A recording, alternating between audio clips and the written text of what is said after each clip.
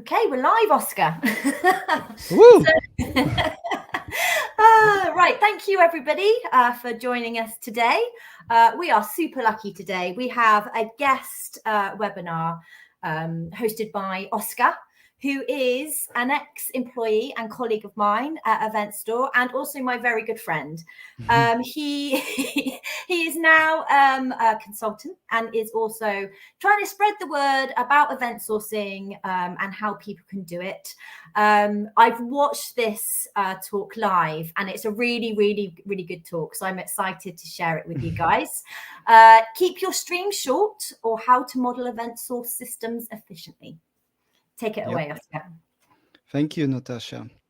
Hello.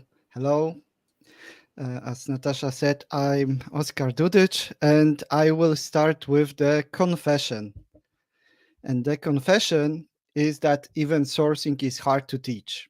I wouldn't say that it's necessarily hard, but it's really hard to teach.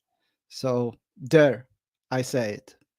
So before I move on, then if you have any questions, feel free to ask them on the YouTube or other options, and I will try to answer all of them at the end. So before I tell you precisely why event sourcing is hard to teach, let me do a small step back. The small step will be like 20 years ago. And this is me.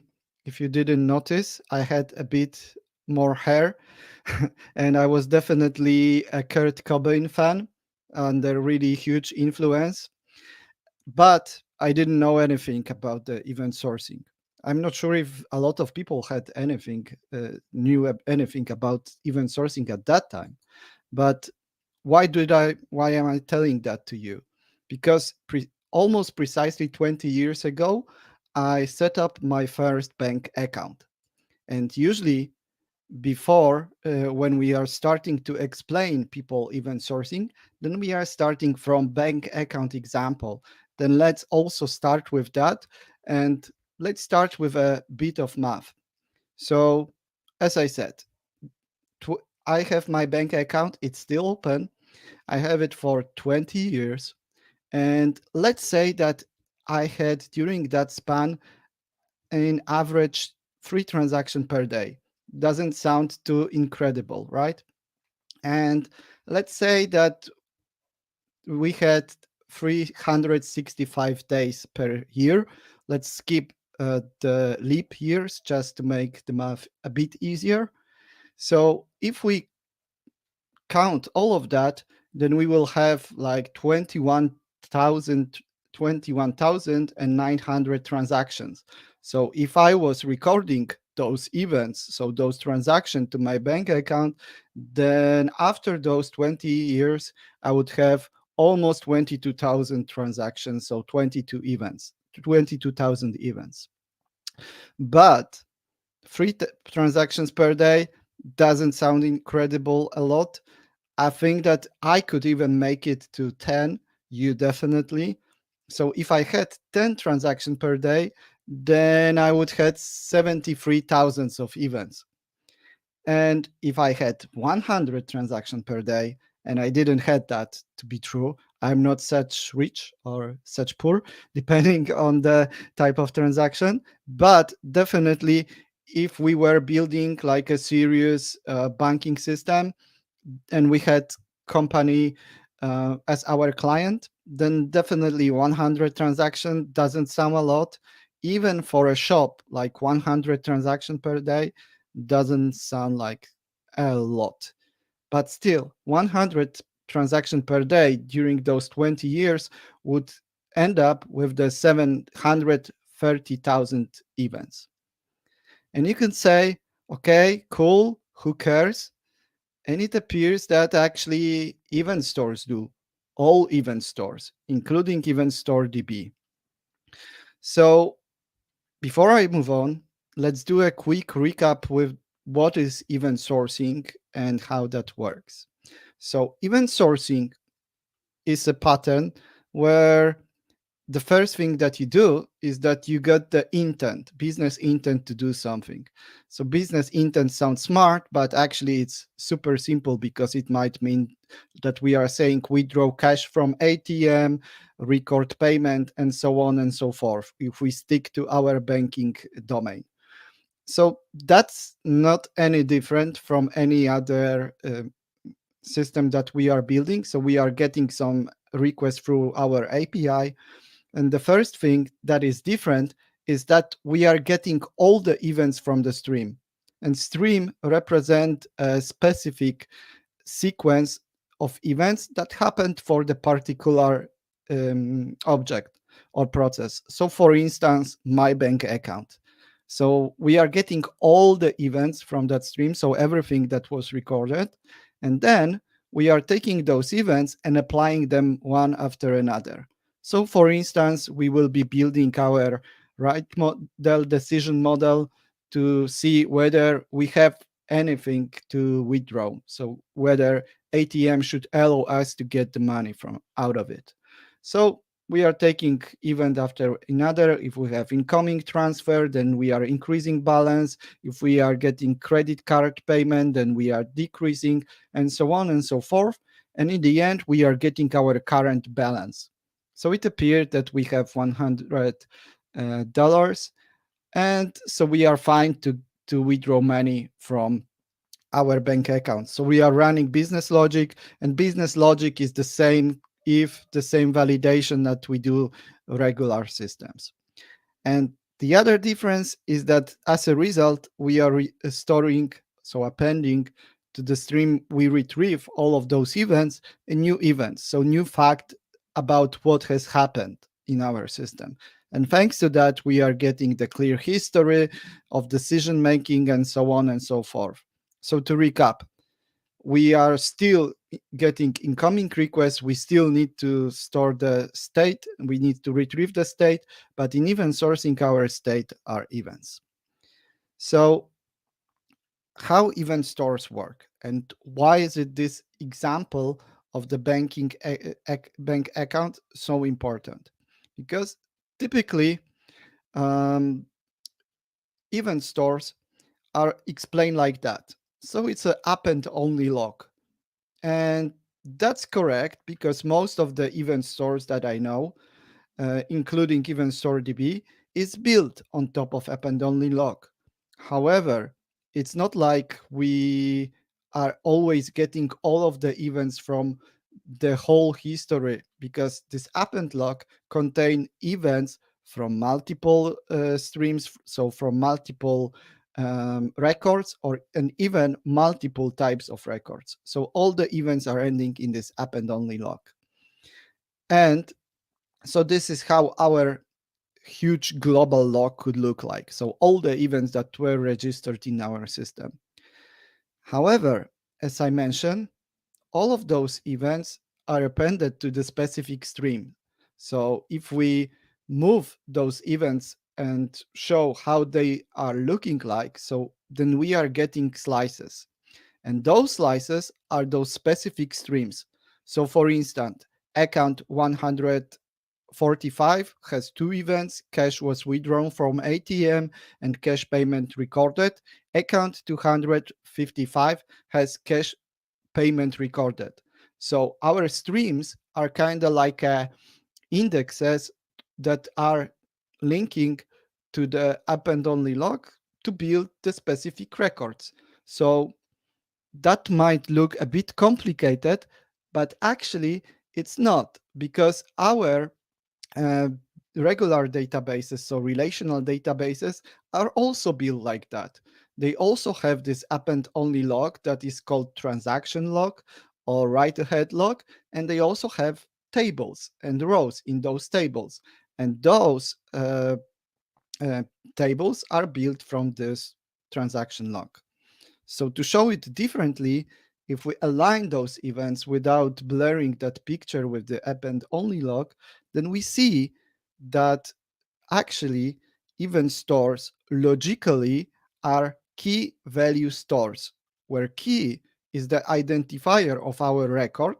So the same identifier that we would have for relational or document databases, and our value is a sequence of events. So if we realize that, then things and understanding how event stores work and how event sourcing works and what are the limitations and modeling techniques should be much, much easier. Because is it an issue if we are getting a lot of events? Yes, it is, because we will be reading a lot of events, then they might be in total keeping a lot of data. But if our sequence of event is short and our events are granular, then it shouldn't be a big deal. Not bigger deal than, for example, joining records in relational tables or getting a document from MongoDB with a list of data. Same story. So physically, event stores are append only log, but logically, it's a key value stores. So we should think about event streams as the value, so the history of our record. So when we start to learn about event sourcing, then we see streams like that. So everything is nice, grass is green, the stream is flowing slowly, it's not so long. But when we start to think on that, for example, on our banking account, then we might realize that our streams are starting to look more like that. And that's not something that we would like those streams to look like, right?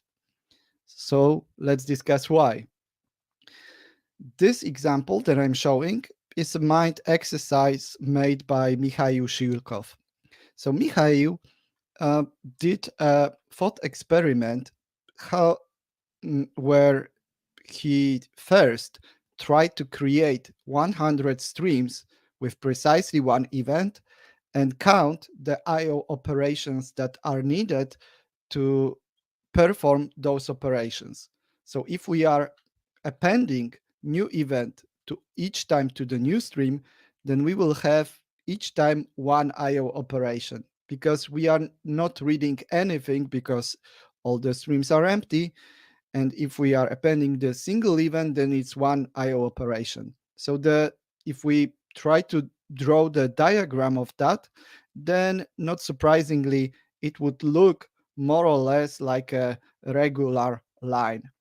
So this line is fine because it's a linear growth of I/O operation. So that's something that we would expect.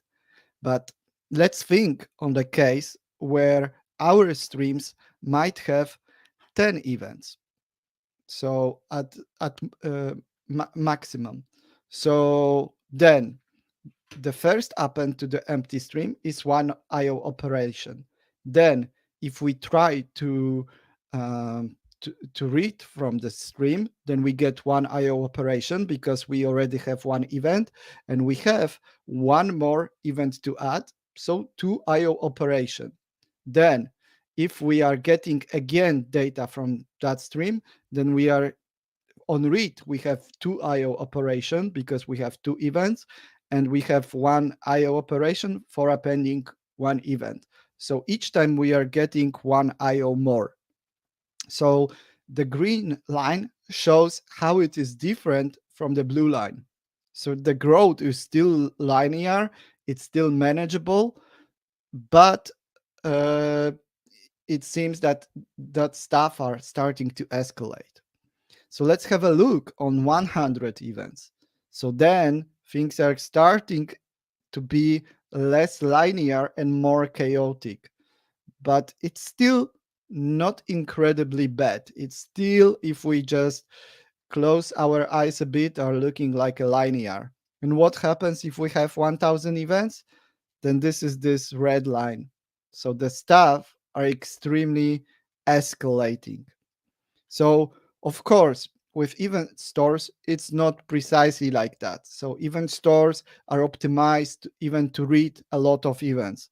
And just to give you example, the longest stream that I saw, luckily not mine, of course not mine, but from our customers, one customer had streamed with 160 millions of events. So that happens, and even stores can still deal with that.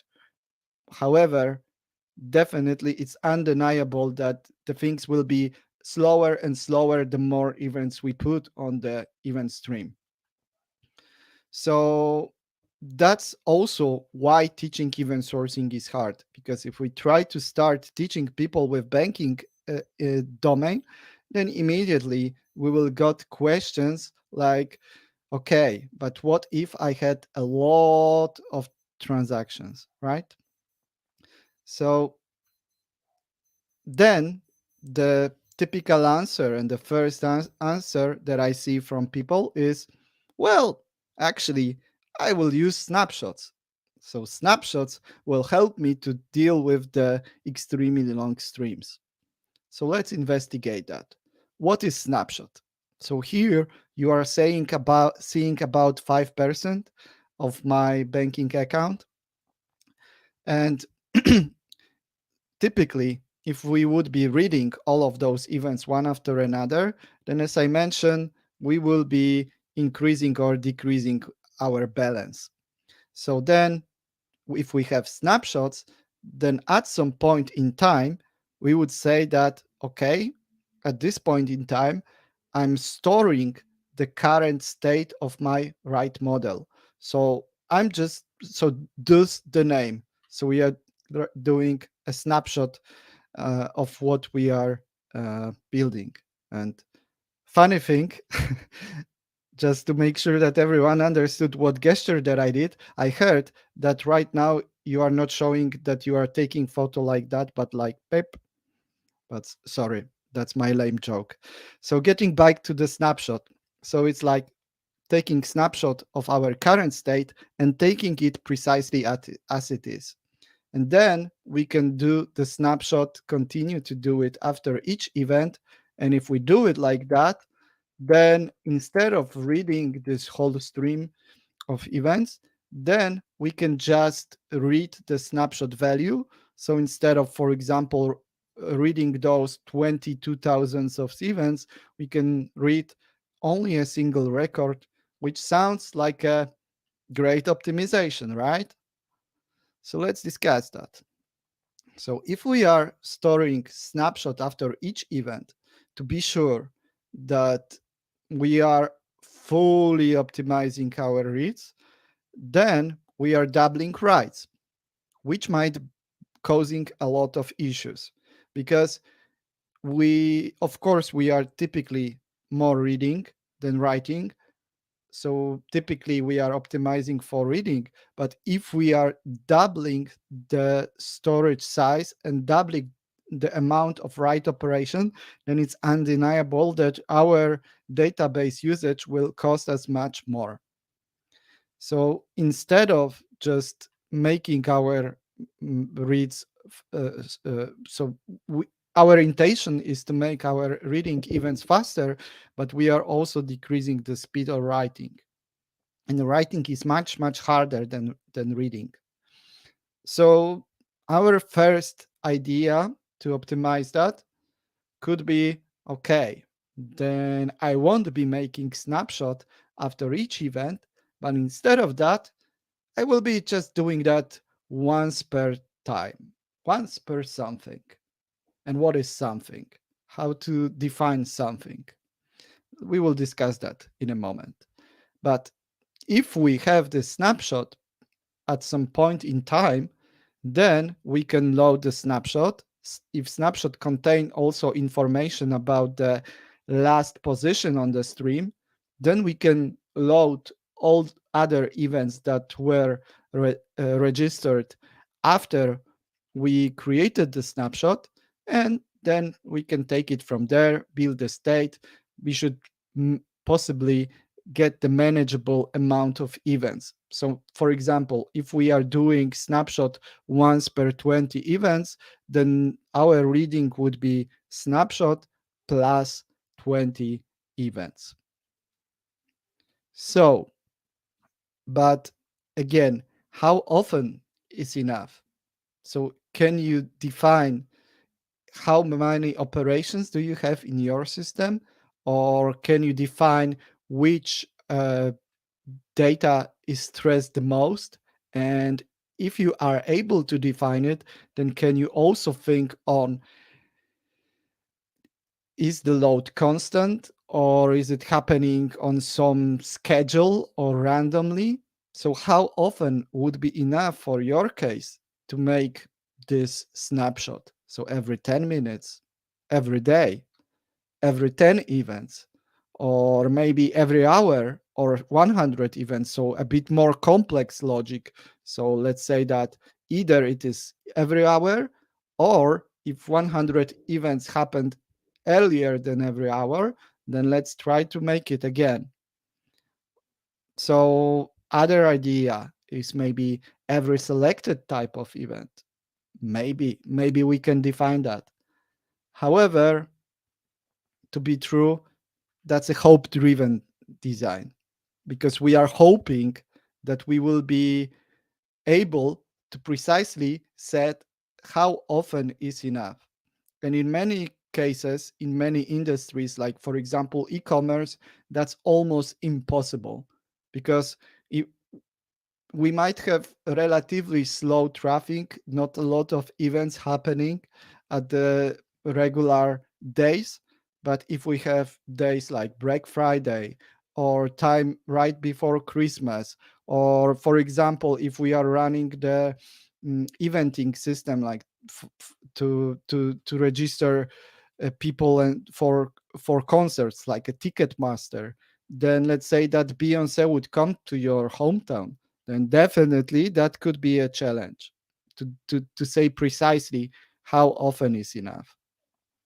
And usually those scenarios that we are not predicting correctly are the most dangerous scenarios, because those are where we have the most traffic, so the most important scenarios for us. So, but let's say that we are able to define more or less cadence of building snapshots, and somehow we still want to do it. So where to store snapshots? So the first idea is that we could store snapshot in the same stream as we are storing our events. And if we are using event store DB, then we can read the stream from the end.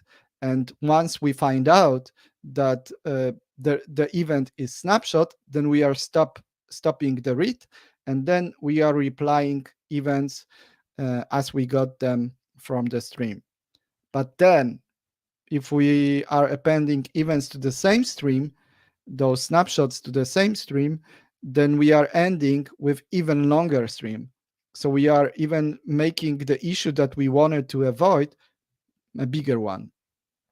So maybe let's store event in in different stream. So that's possible, and that can be solution, and that's probably the most common case that I saw.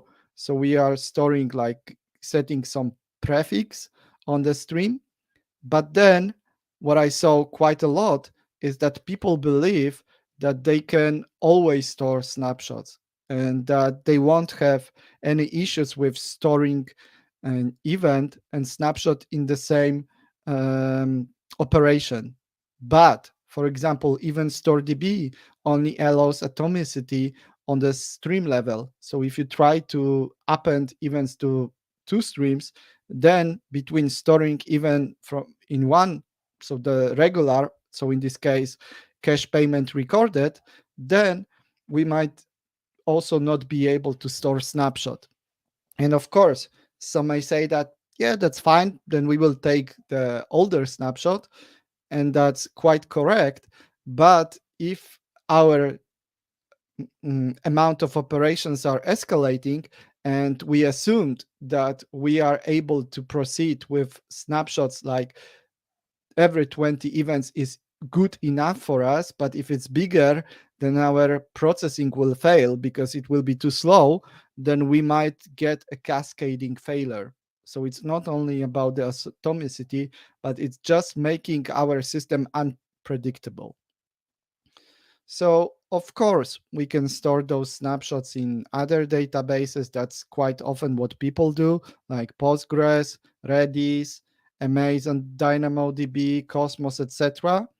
And if we want to achieve atomicity, then, for example, stores that are built on top relational databases like Martin that I'm co-maintaining can do it like that. So you can append events to multiple streams or even store it as a regular record. But then, do you really want to do it? Is just because you can doesn't mean that you should. So does that mean that people are lying on the internet? That can't happen. Have you ever saw anyone lying on internet or some incorrect information? Nah. But jokes aside, this is a screen and this is picture that is showing, I mean, reproducing, but in most of the, unfortunately, in most of the articles that I saw about event sourcing. So it is just explaining event sourcing wrongly, and not only wrongly, but that's also causing some cascading effects or how people are taught about event sourcing. So let's try to see how that works. So the first thing that we do, that the user do, is they are getting data from some database, let's say Postgres, and then seeing this list of users or detail of user, then they are making a specific intention to run some business logic. For instance, updating, creating users, etc.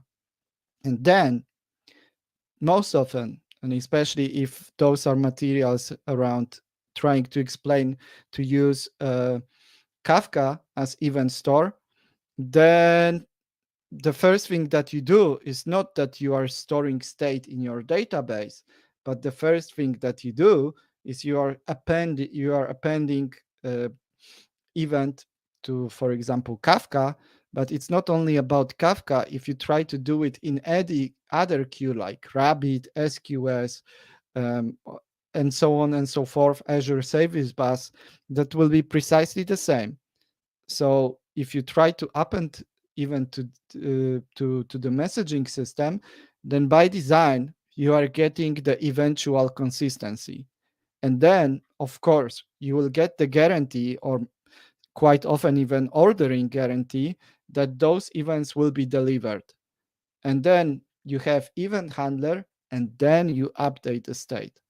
Of course, for some cases like extreme throughput, etc., that may be a valid case, but it's not event sourcing at all, because event sourcing and event store DB is a database.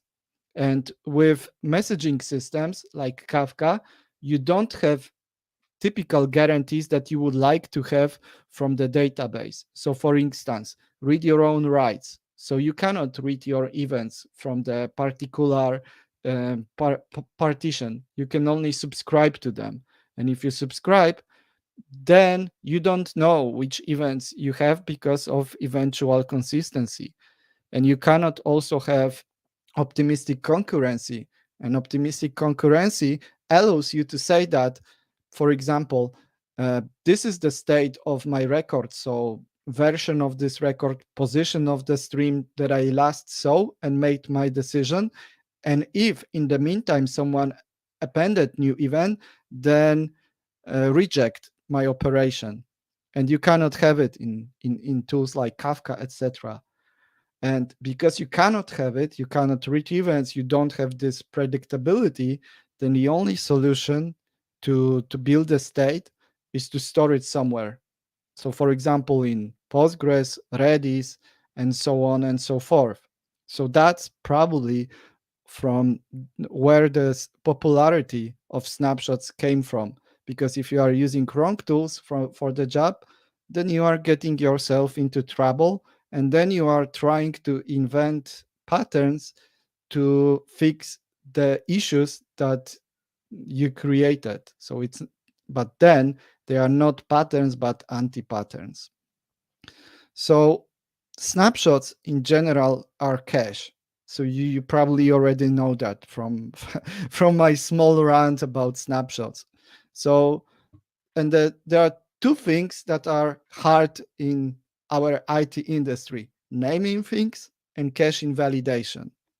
So if we have snapshots and we assumed that snapshots will make our system performant enough, and we didn't care about the length of the stream, about the proper modeling techniques, then when snapshots at some point will be invalidated, and I can assure you that they will, because they are just representing the current state um, of your interpretation of the stream, then if you change the business logic, change structure, then you will have to invalidate those snapshots.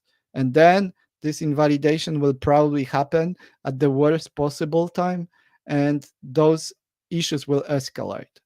So snapshots are great until they are not. And because they are like a mortgage, you will eventually you will need to pay the bill.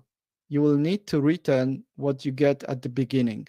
So snapshots can possibly maybe make a bit faster iterating, but then you will be hit much harder.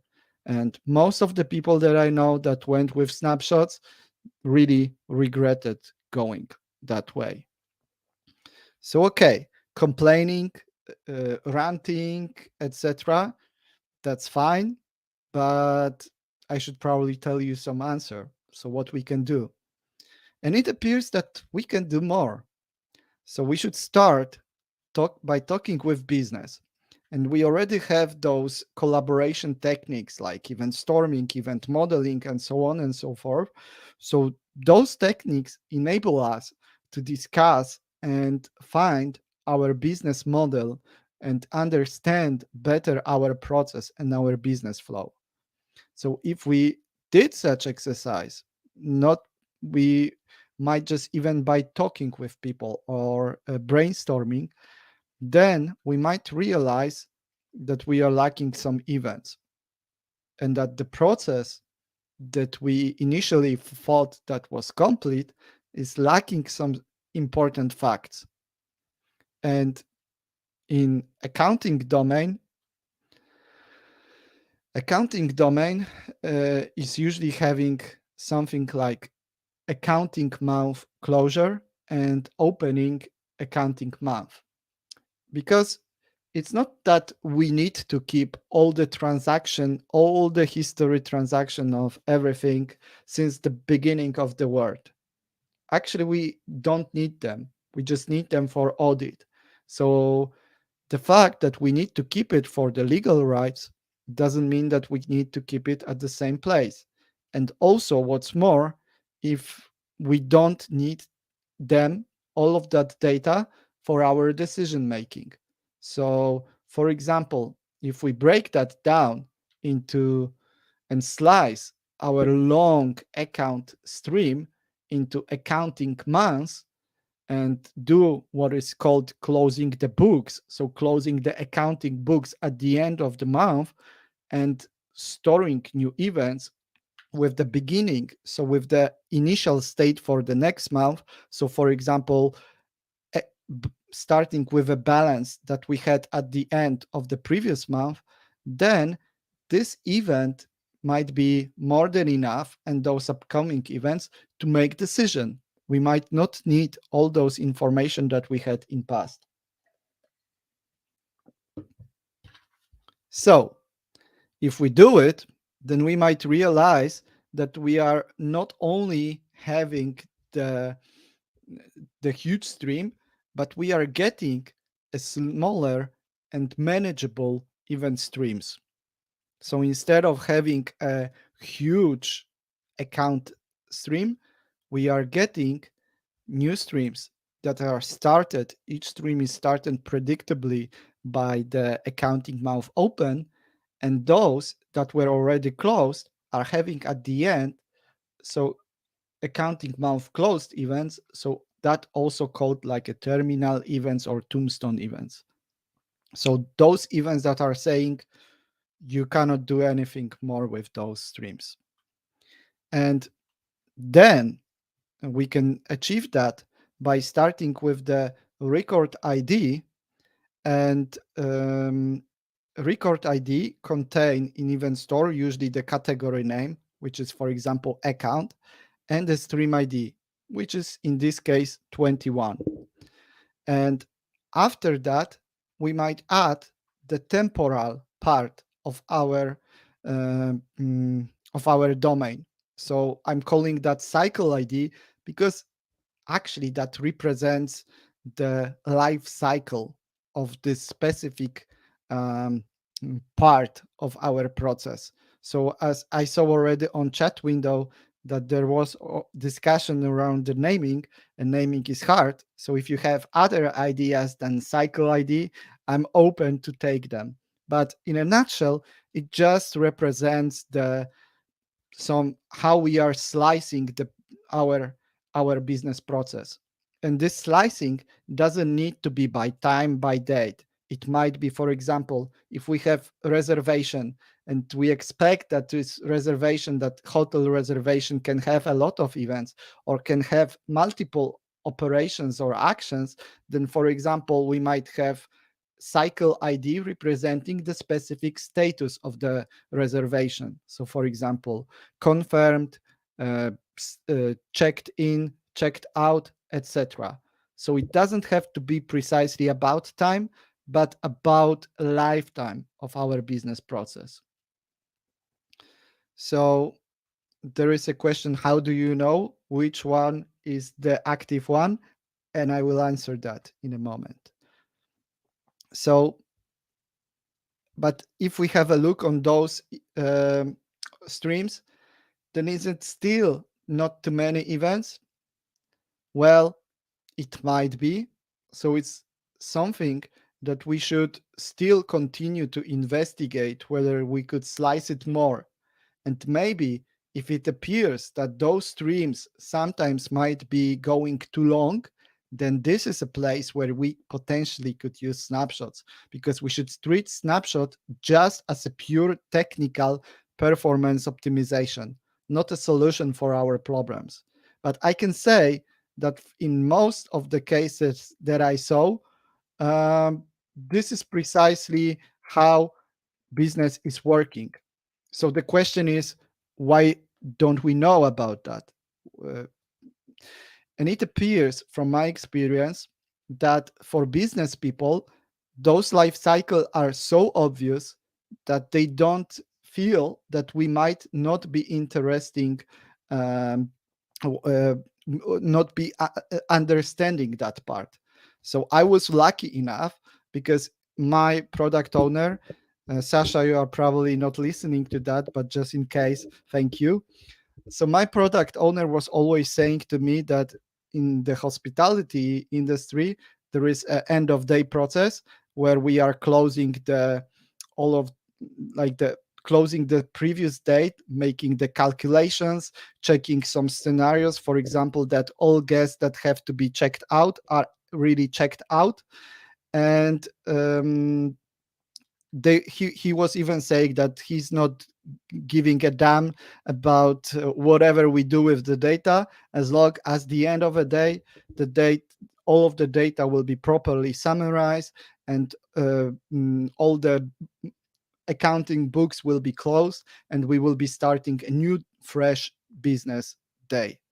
So I really encourage talking to people using a simple techniques like 5xy and asking really business, because you might be really surprised, and because business people will tell you eventually. And it really, in almost everything, every domain that I know, there is a potential possibility of finding such life cycle, because as I mentioned, it doesn't have to be related to time, but it might be related also to just regular usage. Okay, so how to close the books? So as always, it depends.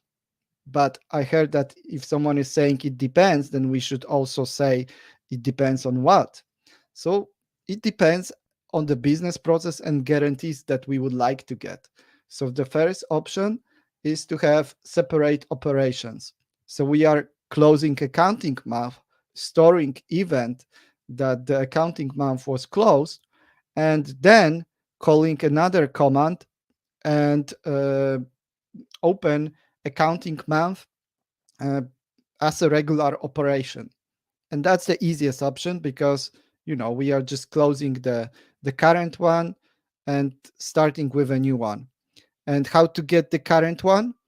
We might subscribe. For example, if we are using Event Store DB, then we can subscribe to the stream by prefix. So for example, all the account events, and then build a read model with that is representing the current state, and take the state of the event from it.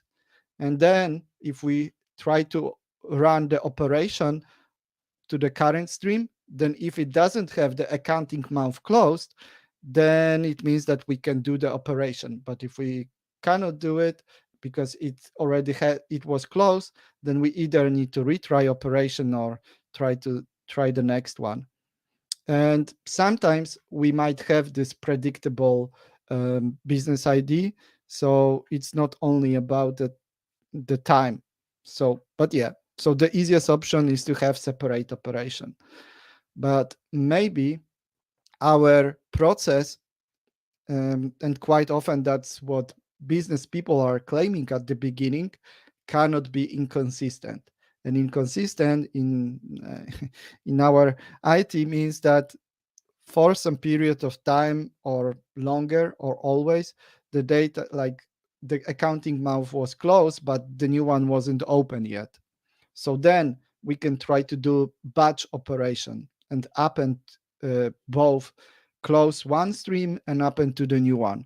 But I already said that this might be risky depending on event store you use. If you are using event store DB, then that's not recommended, because in the meantime, between appending event to one stream and another, there might be some random transient error and the other won't be stored ever.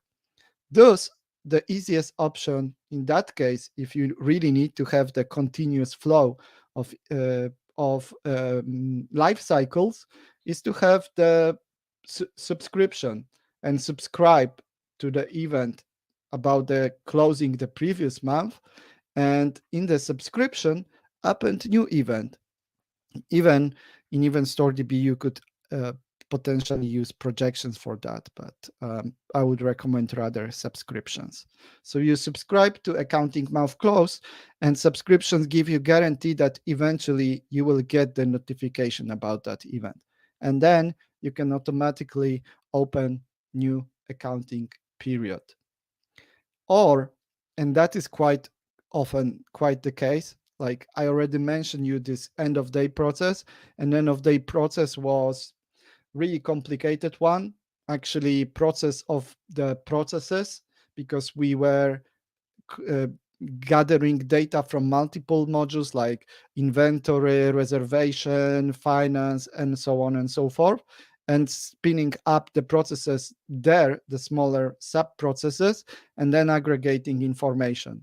But even with closing accounting one, maybe we need to have some manual approval, or maybe we need to do a bit more than just storing information that accounting month was closed.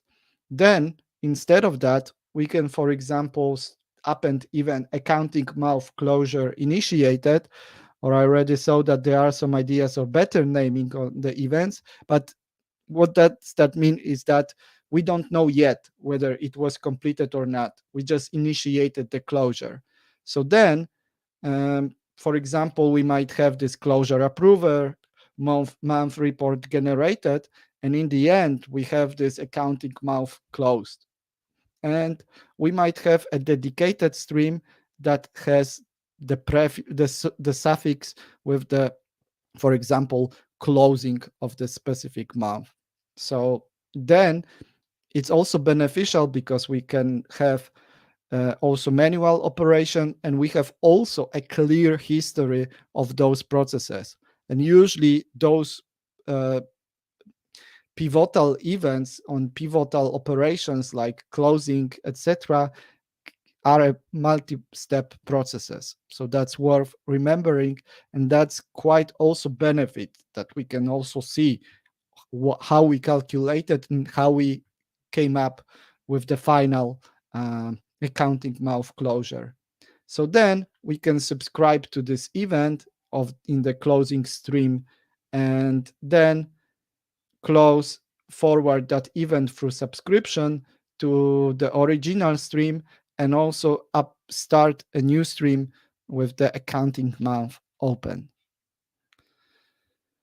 So isn't that all too complex?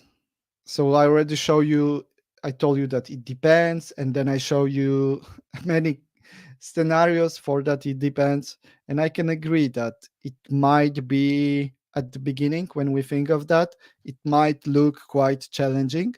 But if we are starting to learn and use new pattern, then we should understand, especially storage pattern, we should understand specific of that pattern. So for example, if we are using relational databases, then we are learning about the normalization of data. If we are using document databases, then we are learning to denormalize data. And if we are using event sourcing, then we should learn um, how to keep stream short. And hey, that's what we are doing today. So, but again, one does not simply close the books, and you already know that. But I will show you that there is trick to make it a bit easier. So, for example, to know what's the current stream easier without using grid model, and also making from the operational standpoint a bit easier. So this trick is that we can use a single stream. And you might say, like, okay, is this guy a jokester? Like, he was talking for over 40 minutes and claiming that we shouldn't put events into the same stream. And now he's saying that, um, that we can get back to what we started. Um, Actually not. It's not precisely the same case. So let's have a look on the how we would name this stream. And we could name it current or active or whatever we prefer. So using as this cycle ID, we are using current. And by that, we can say that when we open a new month or close the previous one, then most of the events stores, and including event store DB, have option to archive events from the specific stream or in general. So in event store DB, we can use stream metadata named truncate before, and we can say that, hey, event store, hey, Oro, from now on, you can delete, so truncate all those events before a certain position. So if we put this truncate before as 1151, so accounting mouth open, then all those events that were before are to be deleted. They won't be immediately deleted. It's more like we are just saying that. I'm comparing that operation to the defragmentation of our disk. So we need to run the scavenging process, and the scavenging process will clean up and remove those events. So until we run the scavenging process, then they will be still there. But if we are trying to read the stream, then we will be reading from this place, because this red line will be the beginning of our stream. And even store will know that it's safe to skip all those past events. And what do we get out of that? So we are getting much shorter stream and much more manageable in the same way as we saw before. And I already saw that the question from Alex is that he said that he thinks that closing the book is just another flavor of snapshotting event streams. And some I agree that at the first glance this might be the case. So what's the difference between uh, those two? So accounting month close and, for example, account snapshotted. the main difference may look a bit nuanced at the beginning, because those events are like the from the closing the books are um, our business summary, and the snapshots are just the technical clone of the state. So of what's more, of the state of our write model, not our read model. It will only contain the information that we had in our write model. So to give you a better example, this is how those events could look like. So when we have the accounting mouth closed, then we can have like final balance, cash transaction total, number of transaction, who approved the closure, etc. But accounting mouth open contain only initial balance, for example, and who approved opening new accounting mouth. So we don't need to transfer all those data from the previous summary. And what's more, accounting month closed doesn't have to be even the same as our state. It might contain more data than our state because we are building some summary, or might contain just shorter amount because we don't need, for example, to keep all the informations about the transaction that we need to have for our calculations. And what's more, if we get that event, that accounting month close or open, then we precisely know what has happened from the business standpoint. And that's super important. And that's the really main difference. Because if you get event like account snapshotted, then you don't know. You just get the latest state. And the only thing that you can do with that is to use it in your right model to just, get the state. But if the state, so if you had bug in your snapshot generation, or if you need to have new structure of snapshot, then immediately you will be facing those invalidation issues that we discuss. So this is snapshot, a technical clone of everything. So as you see, all the transaction, the status, opened at, client ID, account number, and so on and so forth. We don't need to repeat all of that. And we need to, but what we need is to put the business contextual information about what has happened. So this is on the left, you have those events, so those pivotal events, and on the right side, you have the snapshot. So I hope that now it's better, and now easier to understand what's the difference. And if I wasn't able to explain that better, then Alexis, feel free to follow up, and we will discuss that in a Q&A part at the end of after the talk. So if we have the specific stream, then we can still do the same type of operations. So for example, separate operations, of course, we can do it. Closing accounting month with a batch, now we can do it, because then we are appending both events to the same stream, right? And can we do it also with the publish subscribe, so with the subscriptions? Yes, we can. Although maybe batching is better in that case. And we can still have dedicated process.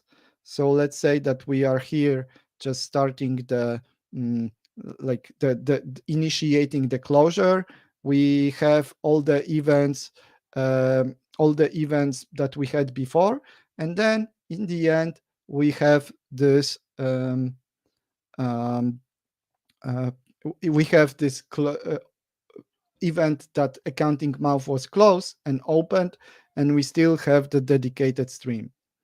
And I already saw that there was a question that someone don't like deleting data and prefer moving them somewhere. And that's precisely the case. So that's a really fair comment, because we shouldn't be deleting data, because one of the promises of event sourcing is that you won't be losing your business data. However, not losing business data doesn't mean that you should keep all the data at the same place. So that's super important difference, because we are rarely, and this the same conclusion is also for our regular databases. Relational databases, if they have more data, then they are even harder to manage than even stores. So we need to have some archive strategy, because this is archive. So we are putting, for example, if we right now just summer has finished, so what we are taking out from our wardrobe are, those rainy coats or some sweater, because we have sweater weather, at least today in Poland. And we are hiding and putting into the wardrobe all of our summer shorts, etc. So this is archival process. It doesn't mean that we are removing all the data, but we don't need our summer clothes anymore, so we can put them somewhere else, but not throw away, because that's archive and that is deleting. And in the real life, we also don't have actually deleting. If we put something into the trash bin, does it mean that it magically uh, evaporated? Yep. And it does not. We are just put it into other place. So let's discuss that. So how to proceed with the archive process.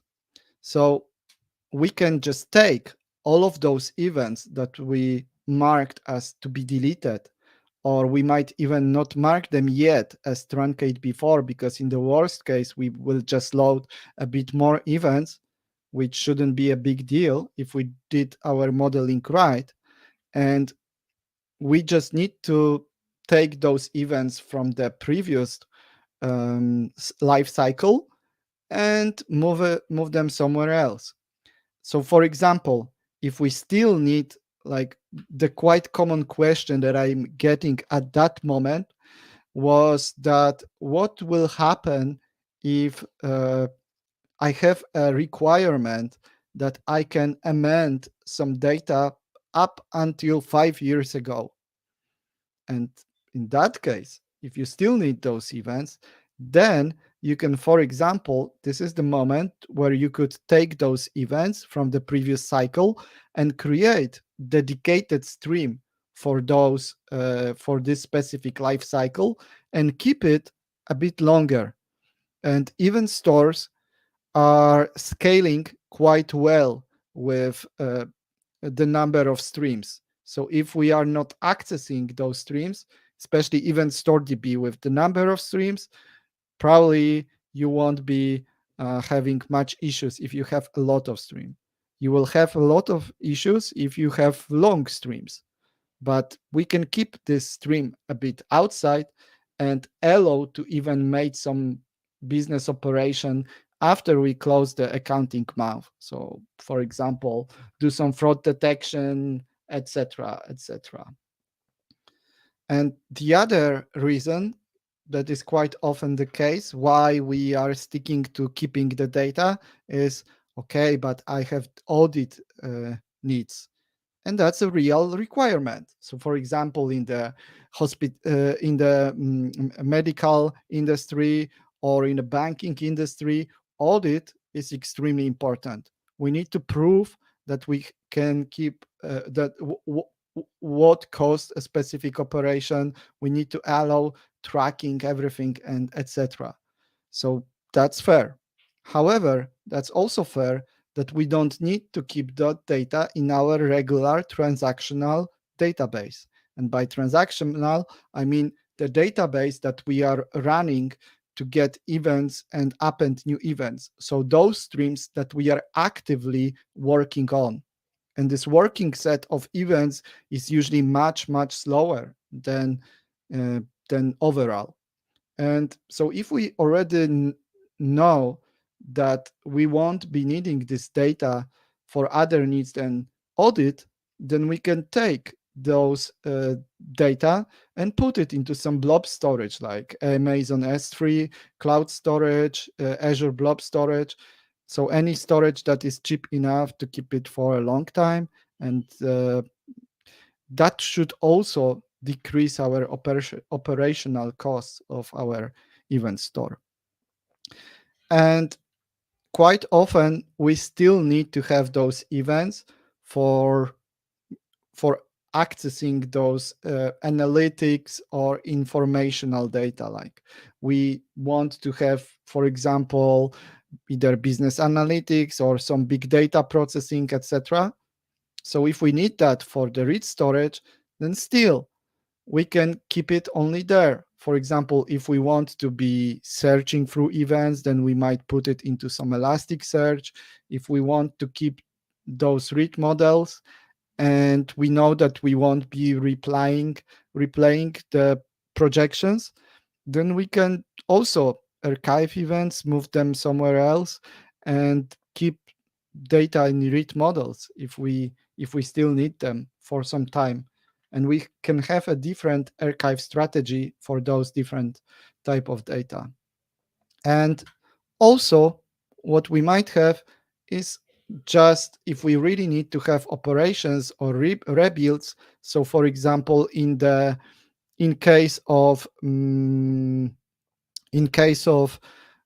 some failure, etc., then we can still move those events into some different event store instance. And then we can, when we want to rebuild our projections, then at first we might try to rebuild it from data from this slower, a bit older data in the other event store instance. Or we might also, like, the other instance can be turned off, or it might be just using on some less provisioned instance. And then when we want to do the rebuilds, then we can increase the capacity and just scale it horizontally and start.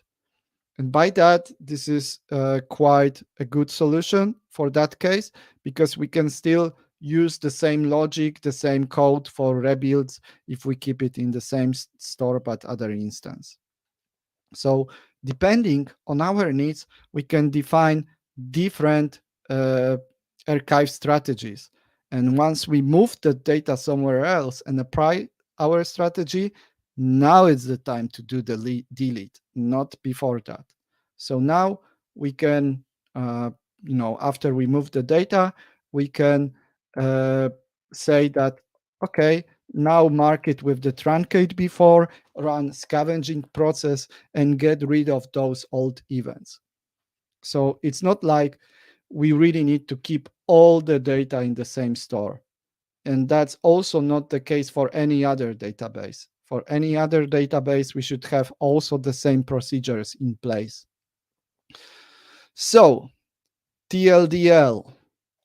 Event sourcing is hard to teach because quite often we are starting with the wrong examples, like banking account, and immediately we need to explain all the modeling techniques, etc. Yet, if you think about your data and your use cases, then it might appear that you, in only some of them, or maybe even none of them, will have as many events as you might have in the bank account in your 20-year transaction.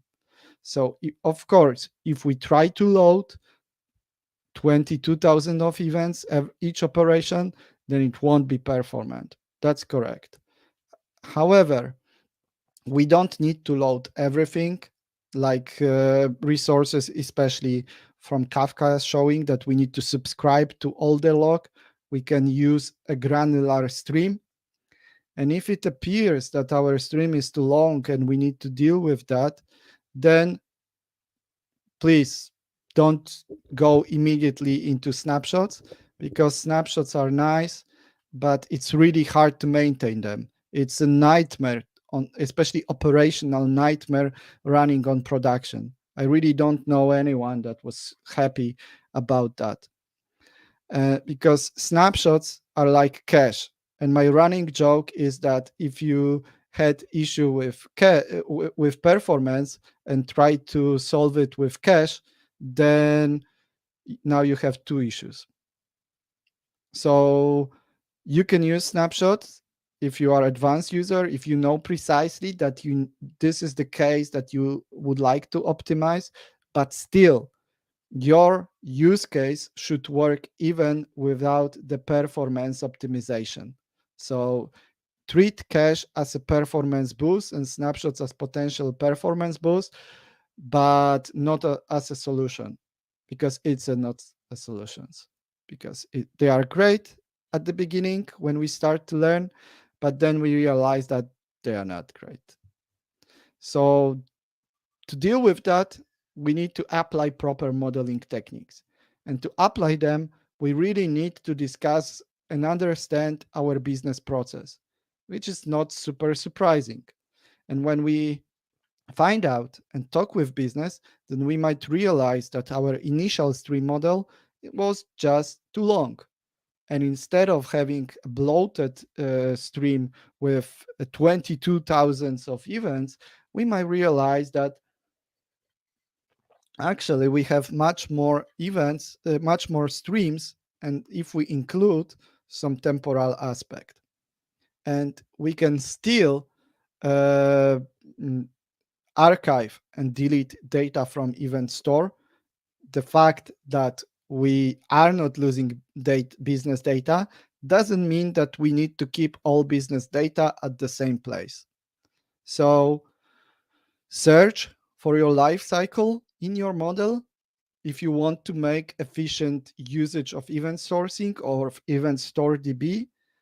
And because really most of the business use cases have such life cycles. So for example, in shop, you don't need to keep all the information from where the shop was settled.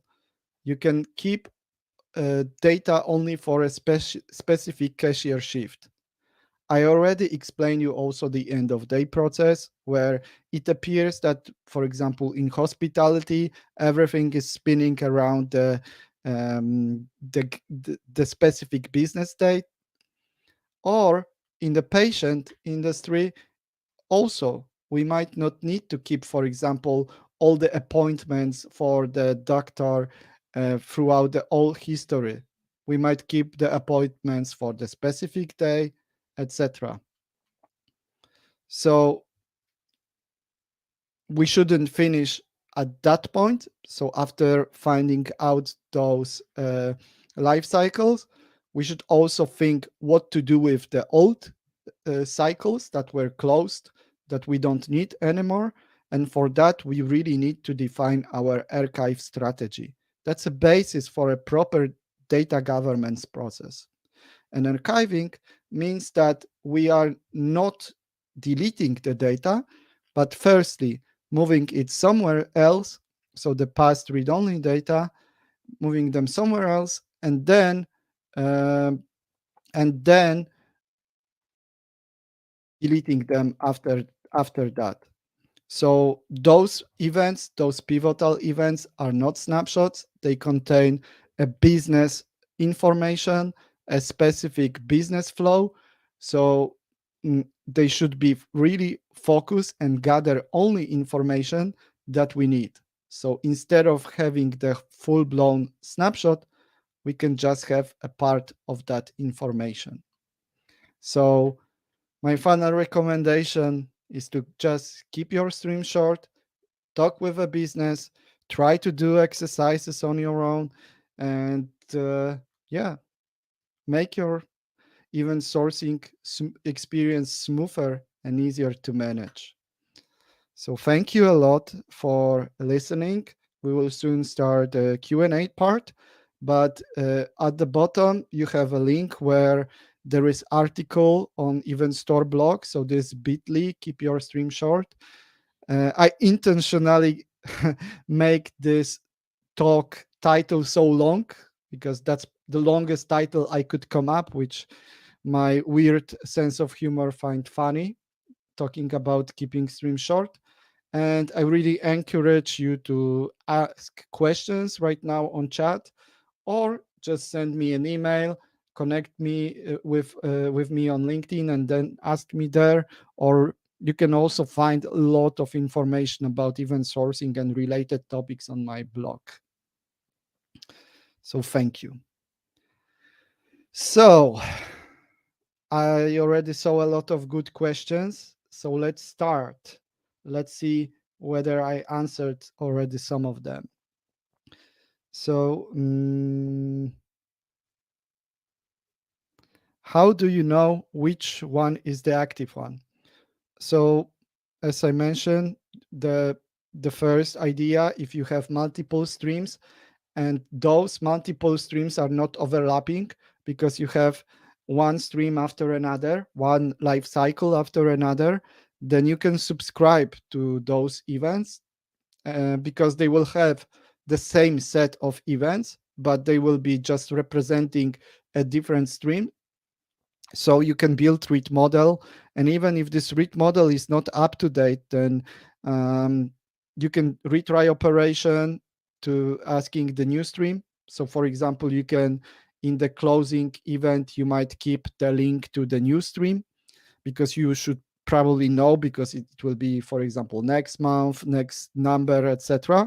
And retry operation, because even stores are databases, so they will tell you that streams are that in a different state than you expected, and that's a big win comparing to, for example, using some other solutions like even streaming tools or messaging tools that are just not suited to use them for event sourcing. Okay, isn't event accounting month closed a form of snapshot for the next stream? So I think that I already answered that. It's not, because you can think about it, if you think about snapshot as just some set of data representing the current state or state point in time, then they are similar, but snapshots do not keep any business information. They are just purely technical clone of our right model. And in event sourcing, our right model should be much different than our read model. It should only contain information that we need for our decision making. So usually those events are looking much, much different, either slimmed or a bit fatter, depending on the business needs.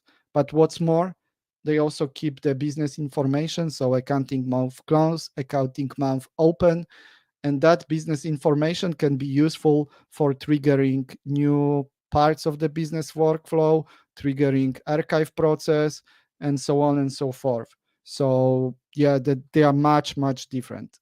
Snapshots are just technical concept, technical optimization.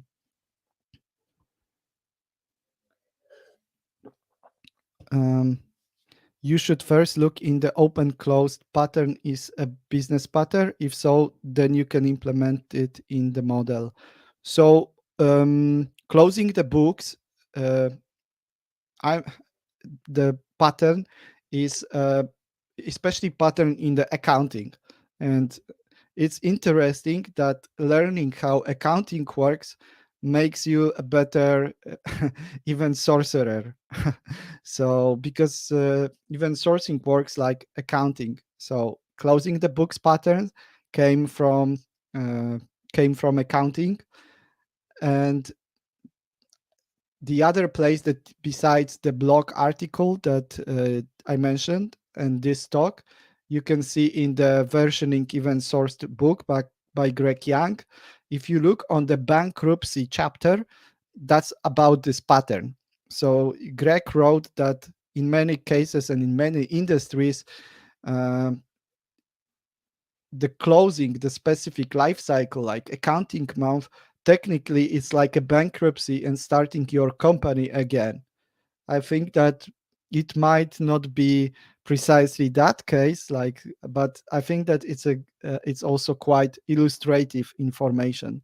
So I would say that this pattern came from the accounting, but it's super useful in event sourcing. Question from Mateja. A lot of good questions. So Thank you a lot. Really, I really enjoyed those questions. And what I really enjoyed that you were asking those questions as I go. And I hopefully at least some of them I already were able to explain. But let's go with next Matea question. Let's say we use event sourcing for account management, and for every user, we have a separate stream. Each user has an email address. How can we make sure every user has unique email? It depends. Um, so um, let's start with not even store DB, and then to start with the most, I would say, crude solution. So if you are using event store that, like for example, Martin, that has capabilities to use transactions and to append between multiple streams, then you can wrap appends to those two streams. So one to the stream that would contain the list of users, or even build some projection that will be evaluated in the same transaction, and set up some unique constraint. So that's the the easiest solution if your store have that capabilities, although it's not a super event driven solution. um, so technically in event store, the mm, enforcing uniqueness, the most easiest option is to do it by putting the unique parameter directly in the stream name, because event store guarantee you that that you will be having a unique uh, key constraint on database. As I mentioned, logically, event stores are key value databases. So as other key value databases, you cannot have duplicated key. So if you store to put this email um, into your stream name, then you will have this guarantee. But then, of course, there is an issue like, for example, can you replace the stream name or GDPR? But GDPR is a longer topic, and I already made webinar for even StoreDB. I think that it's on the YouTube, where I explained how you can deal with GDPR stuff. So in general, better not to put any sensitive data in the stream name, because even if you truncate data, then the stream name will persist. Even store will keep this data. So other solution is so-called reservation pattern or claim check, that at first you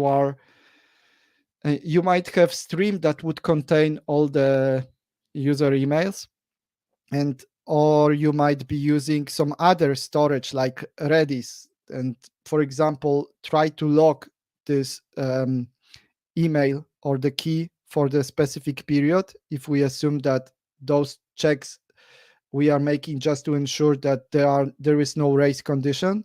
And we can first say that let's lock this specific value, in this case user email, and if it's already used or someone else locked that for some period, then we are throwing exception, rejecting this reservation, and we are not moving forward. But if we acquired the lock, so it's like a semaphore, then we are running our business logic. And at the end, we are confirming that we finished our business logic, and that locked can be uh, shut down. And we are saying that we already used this email, and um, that no one else should reuse it. And we are also saying that this semaphore was released, so then in case someone else can try to lock it again. But of course, sometimes we have those on uniqueness constraints, but to be true, in most of the cases, when I had requirement from business about uniqueness perspective, requirement, then it usually means that business are not coming to us with a real problem, but with the solution to the problem. And usually, from my experience, and it's like over 16 years now, in programming, then usually there is something behind it, and it's worth asking more whys, we can also just, maybe it would be much simpler to just compensate if we observe that there are duplicates, and then removing one of the duplicated operations. So that was a short question with a long answer. In the discussion about event sourcing versus event streaming, am I correct to say that event sourcing can be the source for event stream, but an event stream cannot be the source for event sourcing? So let's answer that differently. So event sourcing is a storage pattern. It can be really simplified and told that it's just a storage pattern, and event stores are just key value databases. So when we are getting data, then we are getting the value, and in event sourcing and event stores, value are the sequence of events. And if we are storing, then we are appending new event to this value. So it's like similar to what we do in Mongo. But having the benefit of having this durable append only lock, because in most of databases, transaction lock and write ahead lock, it's a quite of a benefit to have, because we can, in most of the event stores, provide subscriptions, and then we can say that notify me when someone appends the specific type of event. And subscriptions, in my terminology, are more like an event driven or entry point or starting point for event streaming. So it's perfectly fine. I think that I saw even some article on Event Store blog about joining Event Store DB with Kafka. So I think that can be a fine option. So use event sourcing and event store inside our modules, use it as a database, get the granular business facts, auditability, all of the requirements like atomicity, optimistic concurrency that we would expect from database, and then use the subscriptions to forward those events, and use those events to, for example, integrate processes between modules. So I would say that that part, so storing, making business decision, this is where event sourcing shines the most. And Kafka and other tools are also great tools, but they are built for something else. So event sourcing is about capturing events and making decisions based on them. And event streaming is about moving quickly and efficiently data from one place to another. So yes, I would say that event sourcing can provide a really good entry data for event streaming and further analysis. Christoph, where do I implement open close pattern in my code? Model, business logic, or infrastructure? Probably a mixture of both. I would say that each part of that process, so all the commands that we and all the decisions that we do, I typically keep as part of my business code. So if I'm using DDD, that means that I would be using aggregate for that. And if I'm using some functional more approach, then just function plus command and state. So the benefit of having this closing the book process, let me just move back.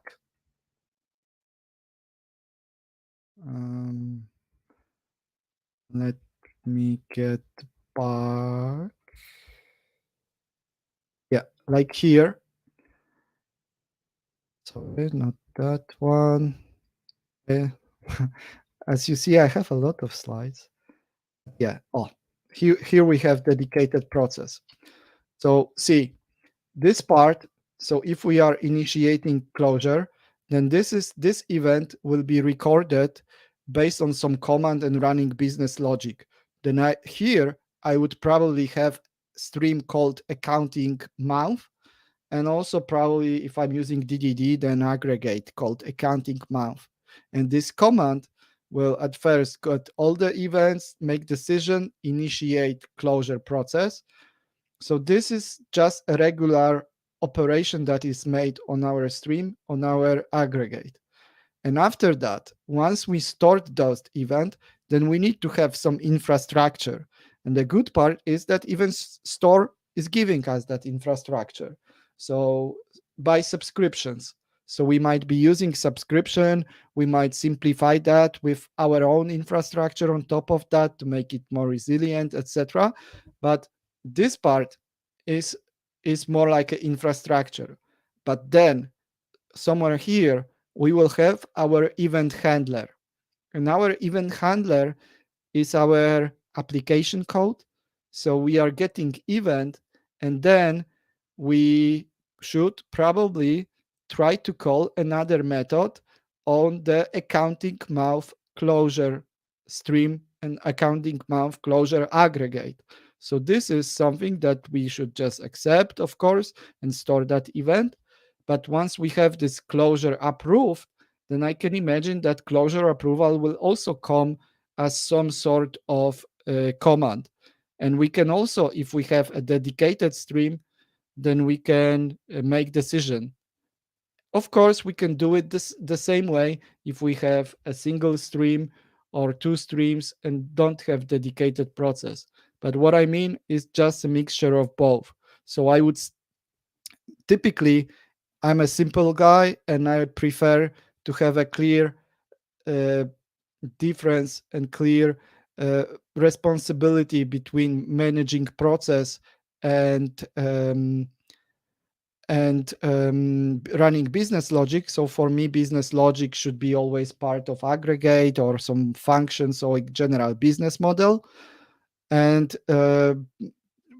process management more like an application layer. And of course, we need to have some tool like Event Store DB or other Event Store to glue all of those pieces together. Alexander, oh, thank you. Hey, Alexander, nice that you joined also.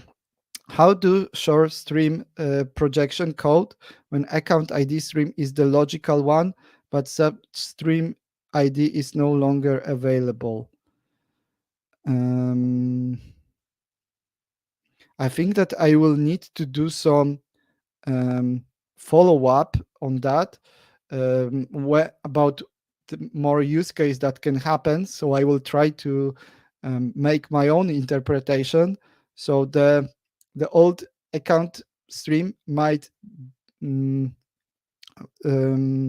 might not be available if we archive that event, that stream, for example, or deleted that stream. So in most cases, and for example, in even StoreDB, you have operation that is called hard delete, and actually it's not hard delete because it will keep reference to the specific stream and mark it with a tombstone event. So even StoreDB won't allow us to do anything with that. Just even store will lock that stream and it won't be ever reused. However, in other event stores, the typical scenario is to append also some so-called tombstone event, and this tombstone event might be also um, the same business event. So, for example, we can still keep that stream for the specific month, but just truncate all the events and just keep the final one, and then we will know that just keeping a single event is not a big deal, the last one, and we still can benefit and log that stream because we will still have this one final event. Or if we want to do some GDPR and completely remove it, then maybe just put it some technical tombstone events like even store DB does automatically for us. So if that wasn't an answer to your question, then feel free to follow up. And another question from Alexander: how do short streams affect projection code that focuses on a long stream, on account rather than period? Is account ID stream somehow also available as stream ID? So I think that I mentioned partially the answer to that. So as we see on that stream, maybe not on this one. show again here. So all of those events will have all the same types of sorry, maybe it's one. So all those streams will have the same structure and the same set of types of events. So the only difference that we have in those events is this cycle ID. So the cycle ID represents the temporal aspect. So we might subscribe, and all event stores give us possibility to subscribe to multiple streams. So we can subscribe, and in this case, if those streams will be closed one after another, then we will get those events one after another, because that's what event stores most of the event stores guarantee. So to have the global ordering between streams. So if we will receive them in the order we had. So it doesn't matter much whether they are coming from different streams or the same one, because we can have a global subscription to multiple streams. And to get which account stream we should have in our projection, because we want to keep just the latest state of our account, we can either take it from stream ID, so this first part, or we might just keep the account ID as part of payload and use it to correlate the data to which read model we would like to update. I hope that answered the question.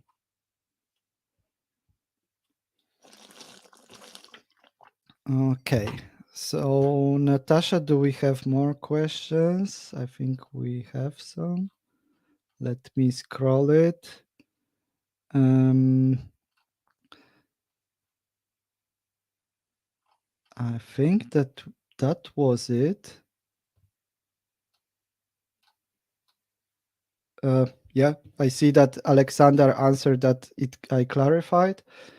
And thanks, Mateja, and thanks, Tenek, and thanks, Alexis and Hello Trip, for all the challenging questions. I really enjoyed when people asking and drilling and not taking things for granted, because that's what we should be doing. So in the same spirit as I was saying that most of the people that are promising that snapshots will be the ultimate solution are not necessarily correct, then it's good that you are also challenging and not taking stuff for granted of what I told.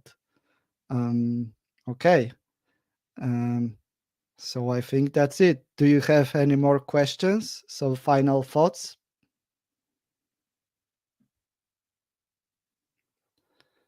Okay. I think that I will also send some link to my repo where in Node.js, where there are some examples of how to perform closing the book. So I think that Natasha will send it as a material after the webinar, some additional, or put it into the description to the YouTube video. So I'm really happy that I was able to again talk you about that, because unfortunately it seems that besides me and maybe Greg, there are not many people talking about that part, even though I know that a lot of people are already using those patterns. This is really important, and I hope that you saw that not so scary, and we just need to learn the specifics of the modeling as with any other storage pattern. And thanks, Natasha, for the invitation, for Thank you such a very much. for such a nice reunion. I Yes, really it was. appreciate that. Yeah, and thank you everybody for attending and your wonderful engagement online. That was amazing. Thanks ever so much, everyone. Thank you.